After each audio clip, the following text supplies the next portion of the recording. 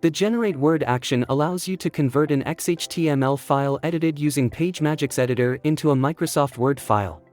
Single-click on the manuscript and select to complete the action from the chapters screen.